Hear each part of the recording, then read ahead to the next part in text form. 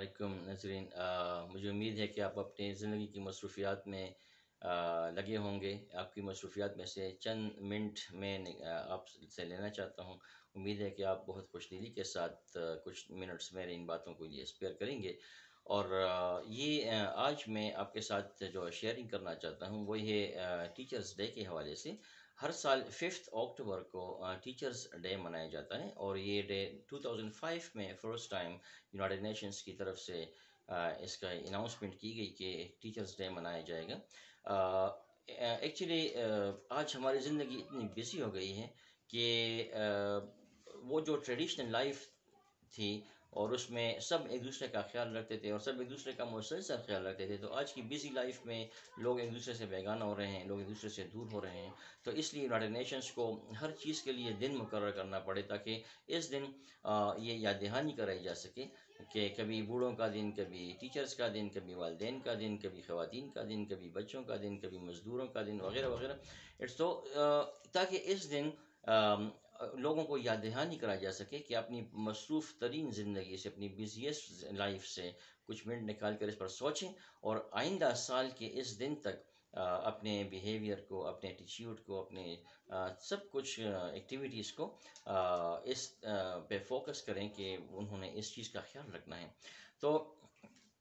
اسی طرح یہی صورتحال جو ہے نا وہ ٹیچرز ڈے کے حوالے سے بھی ہے کہ ٹیچرز کی اہمیت کو اجاگر کرنے کے لیے 5 اکتوبر کا دن یونائٹڈ نیشنز نے رکھا، تاکہ اس دن ٹیچرز کی اہمیت کو عوام کے دلوں میں بٹھایا جائے اور لوگ ٹیچرز کے ساتھ اپنی یکجہتی اور ہمدردی کا اظہار کریں، اور ٹیچرز کے مسائل اور ٹیچرز کے ڈفرینٹ اور اسپیکٹس پہ بات ہو، سیمینارز ہوں، پروگرامز ہوں۔ تو لیکن اصل میں بات یہ ہے کہ جس طرح کہ مجھے اپنے ایک بزرگ یاد آ رہے ہیں، مولانا گوہر رحمان رحمۃ اللہ علیہ، جو مردان سے قومی اسمبلی کے ممبر ہوا کرتے تھے۔ وہ ہر سال 6 سپٹمبر کو ایک بہت بڑے جلسے سے خطاب کرتے تھے، اور اس میں ہر سال یہی کہتے تھے کہ ہم سال میں ایک دن یوم دفاع پاکستان مناتے ہیں، اور باقی 364 دن ہر وہ کام کرتے ہیں جس سے پاکستان تباہ ہوتا ہے۔ تو یہ بھی یہاں بھی یہی صورتحال کچھ ایسی ہی ٹیچرز کے بارے میں بھی ہے کہ ایک دن تو ٹیچرز کے حوالے سے بات کی جاتی ہے کہ یہ ہے وہ ہے، اور پھر اس کے بعد باقی 364 دن جو ہے کوئی اس کا خیال نہیں رکھا جاتا۔ تو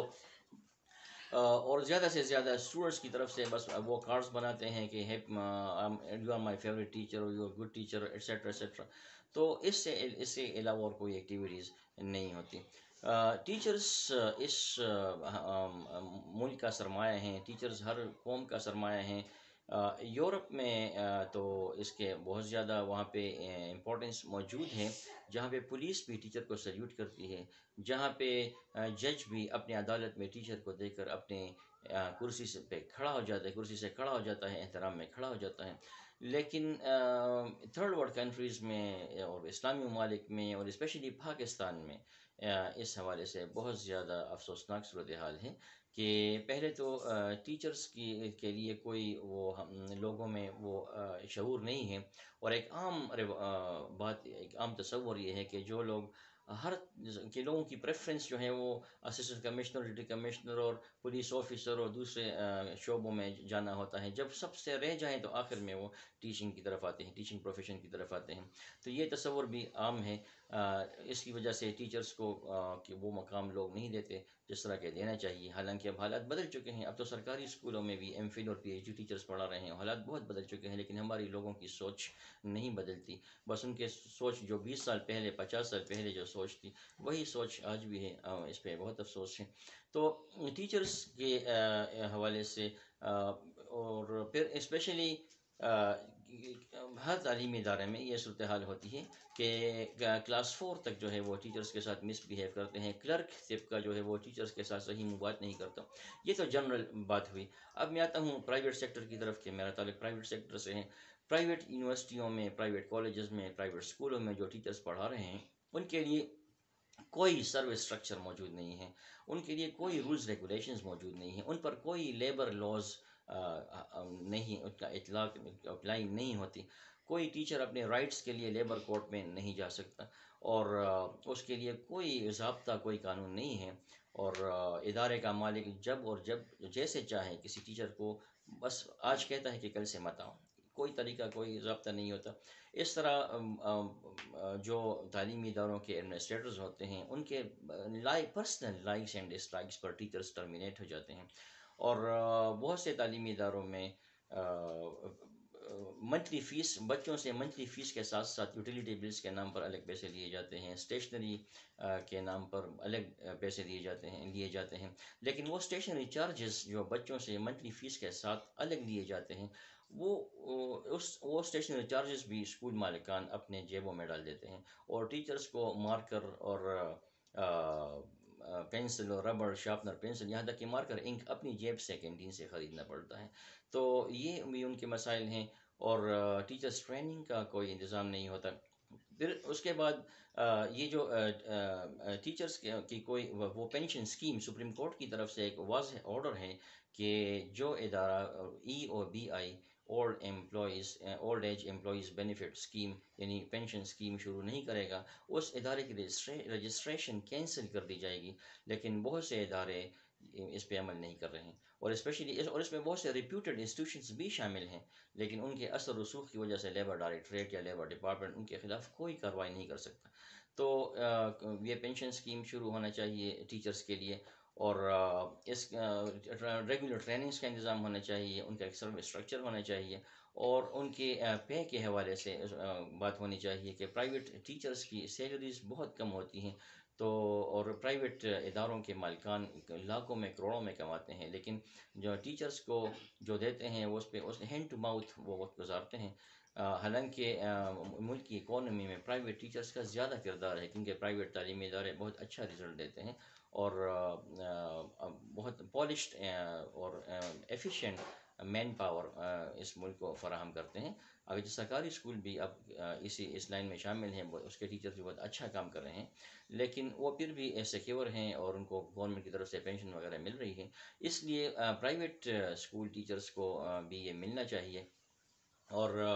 ان کے جو لافل رائٹس ہیں ان پہ کام ہونا چاہیے. اس پہ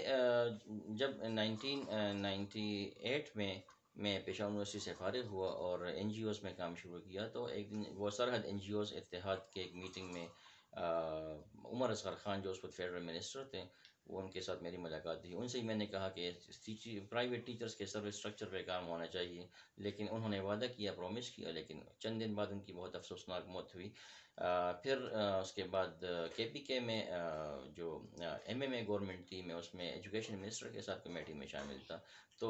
ان کو بھی میں نے اس پہ سفارشات لکھی تھی کہ پرائیویٹ اسکول ٹیچرز کے اس کے لیے سروس اسٹرکچر ہونا چاہیے، لیکن وہاں بھی اس پہ کوئی خاص کام نہیں ہو سکا. اور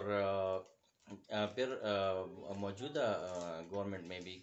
کافی جو میرے پڑوسی بھی ہیں اور عوامی نیشنل پارٹی کے MPA ہیں احمد خان بہادر، ان کے ساتھ بھی میرے کافی اس پہ بات ہوئی ہے، لیکن صوبائی اسمبلی میں بھی اس پر ابھی تک کوئی کام نہیں ہوا. تو پرائیویٹ اسکول ٹیچرز کے لیے ایک واضح سروس اسٹرکچر ہونا چاہیے، اسکیل ہونا چاہیے، تاکہ وہ اس سوسائٹی میں ایک اچھے انداز میں کام کر سکیں. تو اس وجہ سے یہ ایک گزارش ہے گورنمنٹ سے،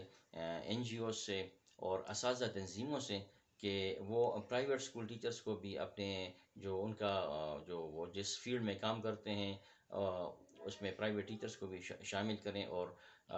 ان کے لیے بھی کام کریں، ان کے لیے ڈفرینٹ ٹریننگز کا انتظام کریں. اور جو ڈفرینٹ پرائیویٹ اسکولوں کے جو مالکان کے جو مینجمنٹ ایسوسیشنز ہیں وہ بھی اس میں کردار ادا کر سکتے ہیں کہ پرائیویٹ ٹیچرز کو وہ ایک دوسرے کے ساتھ ان کا تبادلہ کر سکتے ہیں، وہ ایک دوسرے کو ٹریننگ کے لیے بلا سکتے ہیں. تو یہ چند باتیں تھیں کہ پرائیویٹ ٹیچرز کو مقام دیا جائے جس کے وہ حقدار ہیں، اور پیرنٹس بھی اپنے بچوں کے ذہن میں ٹیچرز کی اہمیت بٹائیں. میڈیا جو ہے وہ عوام کے ذہنوں میں بس وہی ایک ہی چیز عوام کے ذہن میں بیٹھی ہوئی ہے پچھلے 50-60 سال سے کہ بس ڈاکٹر بننا ہے یا انجینئر بننا ہے. تو اور باقی اتنے فیلڈز ہیں، لیکن ہمارے عوام میں اس کے بارے میں میڈیا نے کوئی شعور پیدا نہیں کیا ہے. ٹیچنگ پروفیشن کے حوالے سے کوئی شعور عوام میں پیدا نہیں ہے کہ یہ بھی ایک